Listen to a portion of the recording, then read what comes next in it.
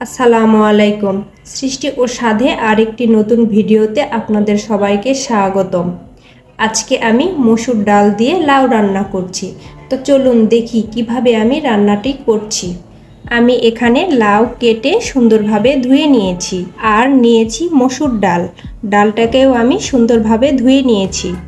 রান্নায় আমি যেসব মশলা ব্যবহার করছি এখানে নিয়েছি হলুদ গুঁড়ো, গোটা জিরে, ধনিয়া গুঁড়ো, লবঙ্গ, গোলমরিচ, দারুচিনি, আদা রসুন বাটা, তেজপাতা, কাঁচামরিচ, রসুন, পেঁয়াজ কুচি এবং পরিমাণ মতো লবণ।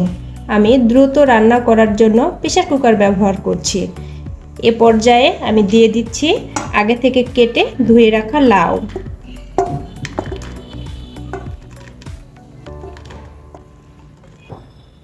দিয়ে দিচ্ছি ধুয়ে রাখা মসুর ডাল। এখন মশলাগুলো সব এখানে দিয়ে দিচ্ছি।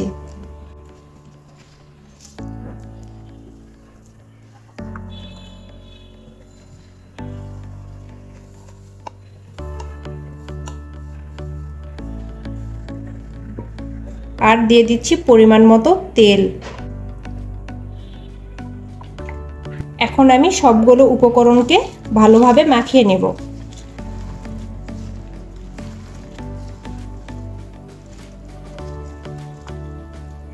মাখানো হয়ে গেছে। এখন আমি এখানে পানি দিয়ে দিচ্ছি।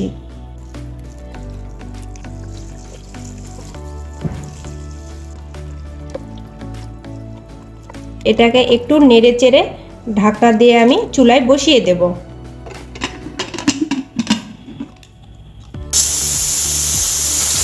আমি 4টি শীষ দিয়ে নিয়েছি। এখন প্রেসার কুকারের ঢাকনাটা খুলে নেব। এখন এটাকে নেড়ে চেড়ে 3-4 মিনিটের মতো রান্না করে নেব। এখন আমি লাউ ডালটাকে বাগার দিয়ে নেব।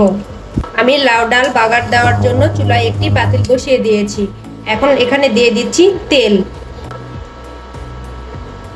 দিয়ে দিচ্ছি পেঁয়াজ কুচি, রসুন কুচি। এখন এগুলোকে নেড়ে চেড়ে একটু ভেজে নেব। এ পর্যায়ে আমি দিয়ে দিচ্ছি পাঁচফোড়ন। এটাকে একটু নেড়ে চেড়ে ভেজে নেব। এখন আমি এখানে ডাল দিয়ে দিচ্ছি।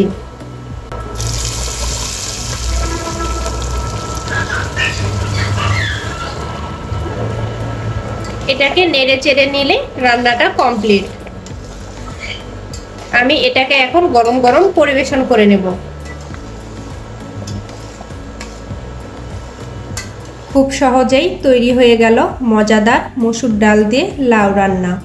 আপনারা এই রেসিপিটি ফলো করে বাড়িতে এভাবে রান্না করে খেয়ে দেখতে পারেন, খুব মজা লাগবে। ভিডিওটি ভালো লাগলে লাইক করুন আর এই ধরনের মজার খাবারের রেসিপি পেতে আমাদের চ্যানেলটি সাবস্ক্রাইব করে সাথে থাকুন। ভালো থাকবেন। আল্লাহ হাফেজ।